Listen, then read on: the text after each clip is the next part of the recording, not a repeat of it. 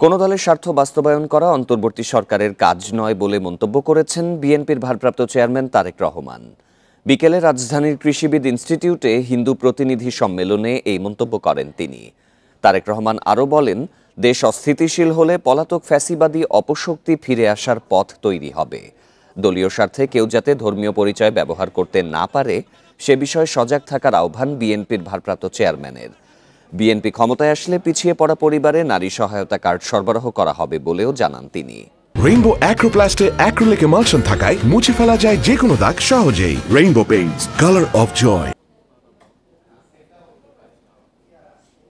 ফ্যাসিবাদের রোশানল থেকে বাঁচতে ফ্যাসিবাদের বিরোধীদের কেউ কেউ যে উপায় গুপ্ত কৌশল অবলম্বন করেছিল, পতিত পরাজিত ফ্যাসিবাদী অপশক্তিও বর্তমানে একইভাবে গুপ্ত কৌশল অবলম্বন করে দেশকে গণতন্ত্রের উত্তরণের পথকে বাধাগ্রস্ত করে তুলছে কিনা সে ব্যাপারে সজাগ দৃষ্টি রাখার জন্য আমি অন্তর্বর্তীকালীন সরকার এবং ফ্যাসিবাদ বিরোধী গণতান্ত্রিক শক্তিগুলোর প্রতি বিশেষভাবে আহ্বান জানাতে চাই।